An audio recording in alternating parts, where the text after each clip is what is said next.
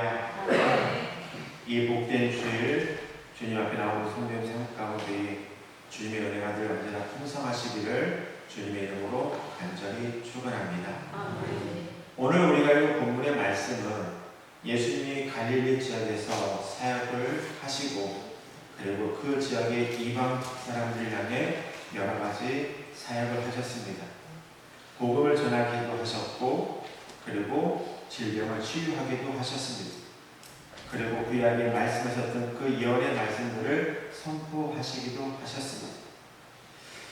그것을 정리하는 쯤 일어난 사건이 오늘 우리가 읽은 본문의 말씀입니다.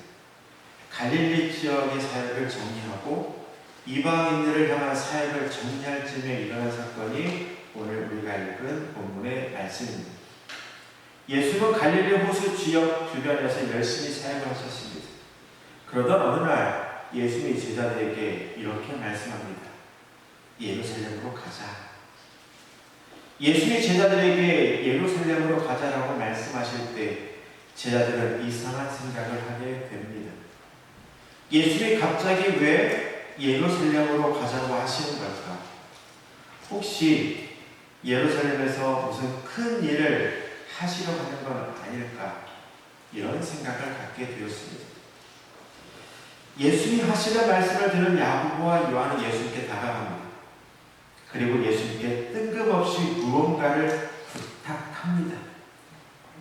야고보와 요한의 부탁은 이렇습니다.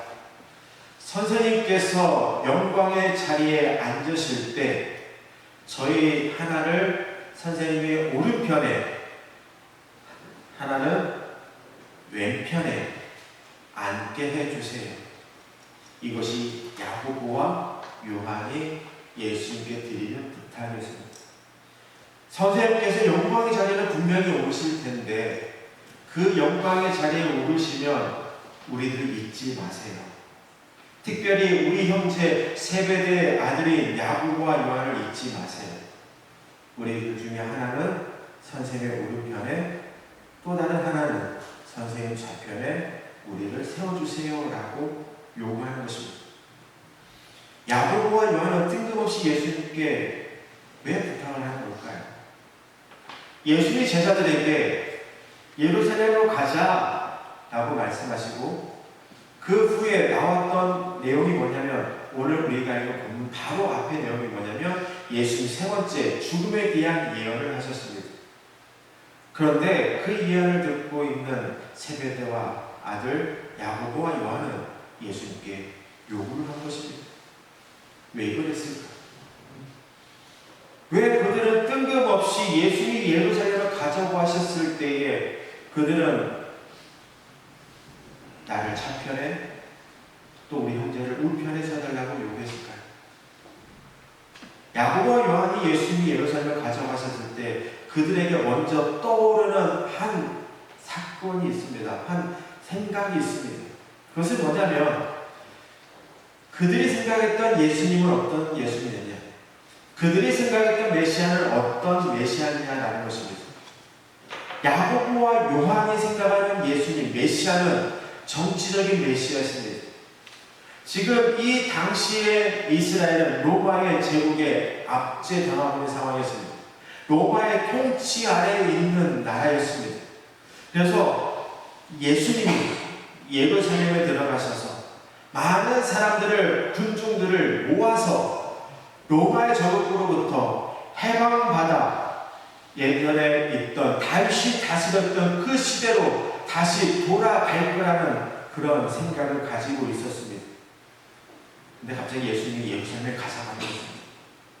그러니 이때다라고 생각한 것입니다. 이때 드디어 도착했다. 그 시가 이제 되었다. 이제 예수님이 예루살렘에 들어가셔서 많은 사람들을 모아서 이제 그 힘을 모아 로마의 압제부터 벗어나서 예루살렘에 그 번영을 꿈꾸는 시대가 이제 곧 돌아오는구나 라고 생각했던 것이었습니다. 그래서 그들은 예수 앞에 나아간 것입니다. 그런데 이런 상황 속에서 야고보와 요한에게 한 가지 마음에 걸리는 말이 하나가 있었습니다. 이 사건이 바로 일어나기 전 예수님이 하시는 그 말씀이 야고보와 요한에게 뭔가 걸리는 말씀이었습니다. 그 말씀이 마가복음 10장 28절에서 30절까지의 말씀입니다. 베드로가 여자와 이르되 보소서 우리가 모든 것을 버리고 주를 따랐나이다. 예수께서 친히 이르시되 내가 진실로 너희에게 이르노니 나와 복음을 위하여 집이나 형제나 자매나 어머니나 아버지나 자식이나 전토를 벌인 자는 현세에 있어 집과 형제와 자매와 어머니와 자식과 전토를 100배나 받되 박해를 겸하여 받고 내세에 영생을 받지 못할 자가 없느니라. 야고보와 요한은 이 예수의 말씀이 자신들에게 걸렸다는 것입니다. 야고보와 요한의 마음에 걸린 말이 무슨 말이냐면 베드로에게 하신 말씀입니다. 이 말씀 때문에 야고보와 요한이 예수께 나온 것입니다. 이 말씀이 있기 전에는 야고보와 요한이 예수께 나와서 요구한 적이 없었습니다. 근데 이 말씀이 선포되자 그들이 예수께 나온 것입니다. 이 말씀 중에서 야고보와 요한이 마음에 걸린 부분은 과연 어느 부분이었을까요? 나와 복음을 위하여 집이나 형제나 자매나 어머니나 아버지나 자식이나 전토를 벌인 자는 전토를 100배나 받되 영생을 받지 못할 자가 없느니라. 이 말이 야고보와 요한에게 걸린 말입니다.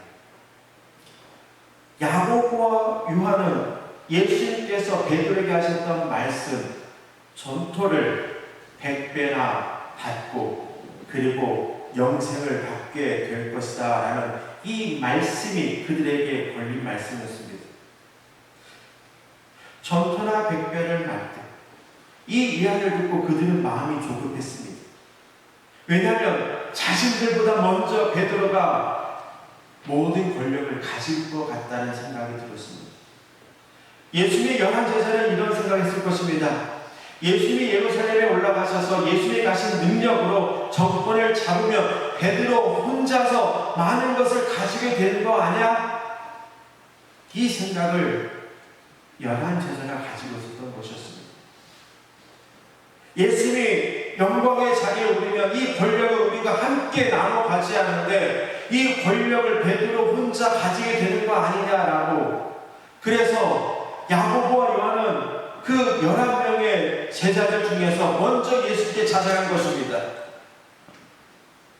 그리고 뭔가 내가 선점하기 위해서 어느 누구보다 먼저 빨리 예수 앞에 다가간 것입니다. 그리고 야고보와 요한이 예수님께 제일 먼저 첫 번째 했던 말이 뭔지 아십니까? 처음에 말씀드린 것처럼 선생님이 영광의 자리에 오르시거든 하나는 오른편에 하나는 좌편에 세워달라고 하기 그 전에 하는 말씀이 있습니다. 그 말씀은 뭐냐면 선생님 우리가 요구하는 것은 무엇이든지 다 들어주세요. 그리고 그 다음에 내용입니다. 요한과 야고보의 말이 마치 스승이 예수께 뭔가 맡겨놓은 것을 찾으러 온 채권자와 같은 말을 하고 있는 것입니다.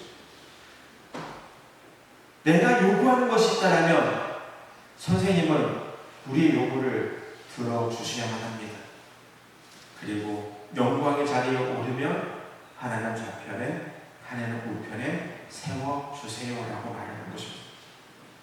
야고보와 요한이 예수님께 당돌한 요구를 하게 된 것은 뭐냐면 동료였던 베드로에 대한 질투가 가득했기 때문입니다.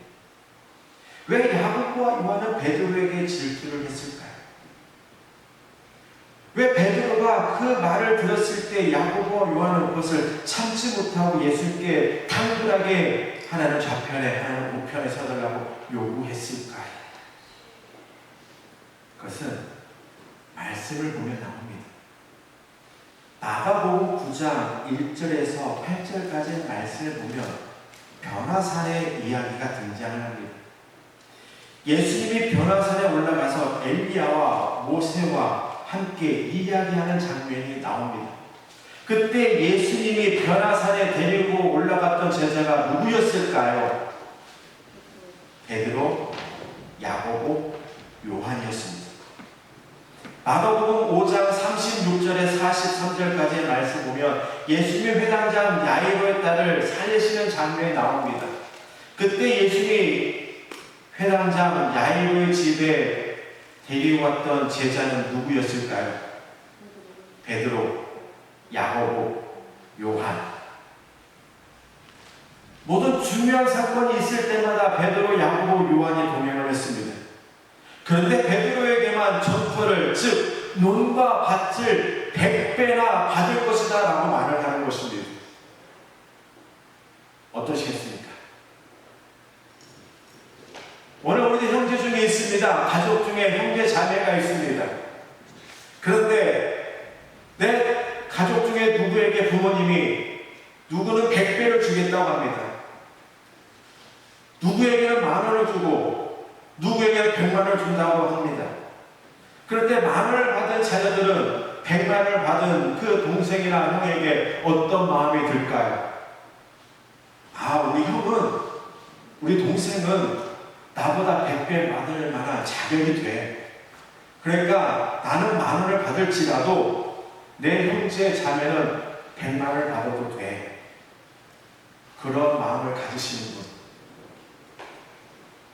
아무도 없을 것입니다. 최소한 100만원이면 50대 50은 받아야 되냐, 반반을 가져야 되냐, 너 반간 나도 반을 가져야 되고, 아무래도 최소한 그러면 6대 4는 받아야지 않냐라고 말을 할 것입니다. 그런데 베드로에게만 전토를, 논과 밭을 100배로 받을 것이다 라고 하는 이 말씀을 듣는 야고보와 요한. 그들은 베드로를 질투할 수밖에 없었다라는 것입니다. 그런데요, 마가복음 10장 30절의 말씀을 보면 야고보와 요한이 한 가지 빠뜨린 것이 있습니다. 그것은 뭐냐면 박해를 겸하여 받고라는 말입니다. 이 야고보와 요한은 이 박해를 겸하여 받고라는 말은 듣지 않고 100배, 영생이라는 단어만 들었다라는 것입니다. 사람은 자기가 듣고 싶은 이야기만 듣습니다.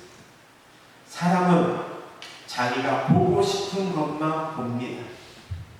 예수님이 12제자 앞에 똑같은 말을 했습니다. 그런데 야고보와 요한은 100배, 영생, 이 단어만 귀에 들린 것입니다. 박해를 겸하여 받고라는 말은 들리지가 않고 100배라는 말과 농과 밭을 100배나 받을 것이다. 그리고 영생을 얻게 될 것이다. 누가? 베드로가. 이 이야기만 들었던 것이었습니다. 야고보와 요한은 다른 제자들에게 자리를 뺏기기 전에 영광스러운 자리를 선점할 필요가 있다고 생각해서 예수님께 당돌하게 요구한 것입니다. 어느 누구가 예수 앞에 이야기하기 전에 내가 먼저 예수님과 약속을 받아야겠다. 영광의 자리에 설 때 내가 이것을 받아야겠다. 내가 예수님과 3년을 생활 동고동락하면서 내가 수고한 것을 보상을 내가 받아야겠다. 내가 이때만을 기다렸다. 야고보와 요한의 말을 들은 나머지 제자들은 어떠했을까요? 나머지 10명의 제자는 야고보와 요한이 하는 이야기를 들었을 때 기분이 어땠을까요? 오늘 성경의 말씀을 보면 나머지 10명의 제자는 분노하였다라고 말씀하고 있습니다. 왜 분노했을까요? 하나님의 나라의 높은 자리는 왜 너희 두 형제만 독점하려 하느냐? 나의 공도 있다. 나도 예수님과 3년의 생활을 함께 했고 예수님이 모든 것을 버리려다는 다 버렸다. 가족도 버리고 그물도 버리고 배도 버리고 나는 모든 것을 다 버리고 예수님 따랐다. 근데 왜 너희만 받느냐? 그러니 나머지 나머지 10명의 제자도 분노한 것입니다. 10명의 제자들도 야고보와 요한처럼 높은 자리에 맡고 권세를 누리고 싶었던 것이었습니다. 근데 오늘 이 본문을 보면 이 이야기를 보는, 이 상황을 보는 예수의 마음은 어땠을까요? 예수님이 있는데 예수님의 12제자 중에 2명의 야고보와 요한이 옵니다. 그리고 이렇게 얘기하죠. 예수님이요, 예수님이 영광의 제로 올라가면 하나는 좌편에 하나는 우편에 우리를 세워주세요. 그러자 그 이야기를 들었던 10명의 자들이 서로 싸웁니다. 야, 왜 너만 받느냐? 왜 너만 높은 자리에 가려고 하느냐? 나도 어머니 버리고 아버지 버리고 배도 버리고 그물도 버리고 다 버리고 예수를 따랐다. 근데 왜 너만 이것을 가지려고 하느냐? 서로 다투고 있는 것입니다. 이 모습을 보는 예수의 마음은 어떨까요? 우리 성도님들 자녀들이 있죠? 4명 있습니까? 2명 있는 분도 있을 것이고 그 이상의 분도 계실 것입니다. 부모의 재산을 놓고 자녀들이 서로 다툰다고 생각해 보세요. 부모의 재산을 놓고 형제들이 나도 이만큼 받아야 돼. 아니야, 난 첫째니까도 받아도 돼. 뭐 첫째가 대수야? 지금 시대가 뭔 첫째에게 다 줘? 요즘은 n분의 1이야. 똑같이 분배해. 라고 서로 다툰다고 생각해 보세요. 기분이 어떠시겠습니까? 옳다구나 하시겠습니까? 예수의 지금 이 상황입니다. 오늘 본문의 앞에 내용, 바로 앞에 내용이 뭔지 아십니까? 제가 좀 전에 말씀드렸는데요. 오늘 본문 바로 앞에 내용. 예수님이 3번째로 십자가의 죽음에 대한 예고의 말씀이었습니다. 예수는 지금 예루살렘에 가는 것은 내가 영광의 자리에 올라가는 것이 아니라 십자가에 짊어지기 위해서 그 길로 가고 있는 것입니다. 그 고난의 길, 죽음의 길로 가려고 하고 있는데 정작 제자들은 내가 권력을 가져야지, 내가 남들보다 더 많은 것을 가져야 되지 서로 다투고 있는 것입니다. 이 모습을 보는 예수님은 기분이 어땠을까요? 나는 지금 죽으러 가고 있는데 제자들은 서로 다투고 있습니다. 내가 하나 더 먼저 가질 거야, 내가 하나 더 많이 가질 거야, 서로 다투고 있는 것입니다. 여러분의 자녀들이 여러분의 재산을 가지고 서로 다투는 것처럼 그럴 때 여러분의 기분이 마치 예수님의 기분과 비슷할 것입니다. 나는 지금 죽으러 가는데 정작 제자들은 그 죽음의 길, 고난의 길, 십자가의 길을 함께 동행하는 것이 아니라 내가 더 높은 자리에 올라갈 거야, 내가 더 많이 가질 거야, 서로 다투는 모습을 보면서 참 착잡했을 것입니다. 그래서 예수님의 제자들을 불러 모읍니다. 그리고 이렇게 말씀합니다. 그 말씀 오늘 보면 43절과 44절의 말씀입니다. 너희 중에 누구든지 크고자 하는 자는 너희를 섬기는 자가 되고 너희 중에 누구든지 으뜸이 되고자 하는 자는 모든 사람의 종이 되어야 하리라. 이 말씀을 하시고 그래서 예수님은 마지막으로 이런 말씀을 하십니다. 인자가 온 것은, 즉 내가 온 것은 섬김을 받으려 함이 아니라 도리어 섬기려 하고 자기 목숨을 많은 사람의 대속물로 주려 함이니라. 이 말씀을 마지막으로 하십니다.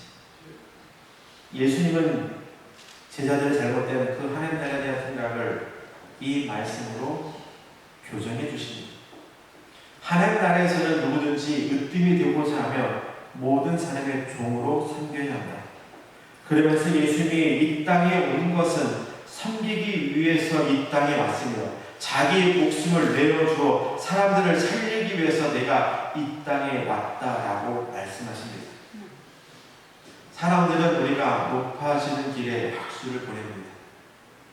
누군가 높아졌을 때에 사람들은 그 사람을 향해 박수하며 그 사람을 축하합니다. 사람은 높아져야 대접을 받습니다.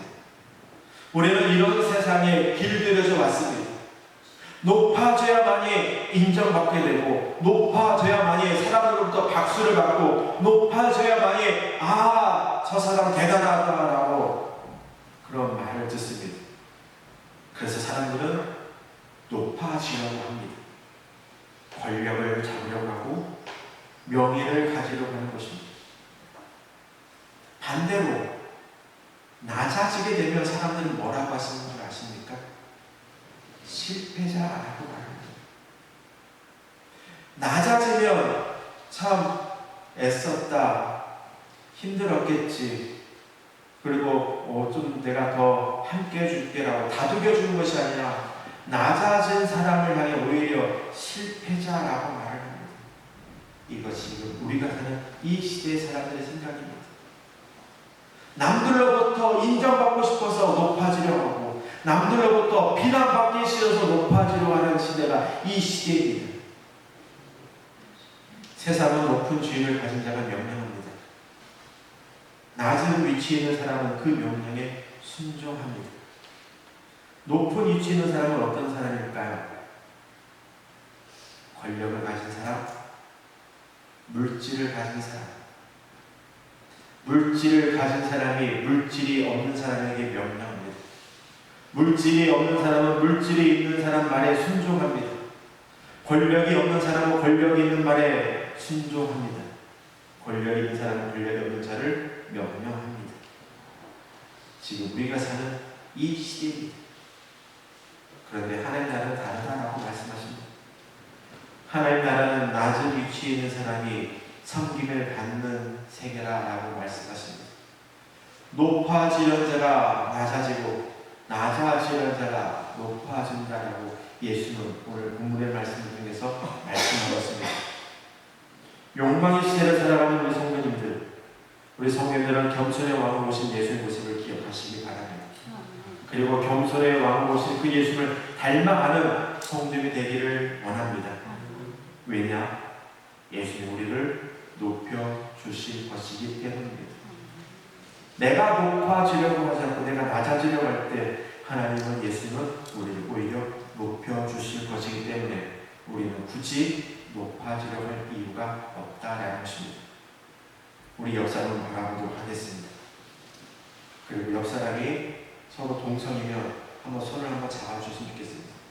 한번 손을 한번 잡아보세요. 그리고 서로 얼굴 보면서 제 말을 따라합니다. 나는 이제 당신을 섬기겠습니다. 저 보지 말고요. 저 말고 옆 사람을 보세요. 옆 사람 있으면 앞뒤 사람이 괜찮습니다. 서로 맞으면 다시 한번 얘기하십니다. 저 말고, 저 보는 사람 말고 옆 사람 보면서 다시 한번 합니다. 나는 이제부터 당신을 섬기겠습니다. 우리 모두 서로 섬기는 자가 되기 원합니다. 그러면 하나님께서 내게 높여주실 것이고, 그리고 섬기는 자에게 하나님은 더 큰 은혜를 베풀어 주실 것입니다. 야고보 요한은 많은 것을 가지고 싶어 했습니다. 그래서 그 고난과 박해라는 말은 들리지 않고 100배라는 말과 영생이라는 말만 들었습니다. 오늘 우리는 예수님이 이 땅에 오셔서 섬김을 받으려고 아니라 섬기려 오셨고, 그리고 우리를 위해서 자기 목숨을 내어놓으셔서 우리를 구원하기 위해서 이 땅에 오셨던 예수님, 그 예수의 모습을 우리가 본받아 섬기는 자가 되길 원합니다. 우리 옆에 성령을 섬기고, 그리고 우리 주변의 사람을 섬길 때에 오히려 섬기는 자를 오히려 높여주십니다.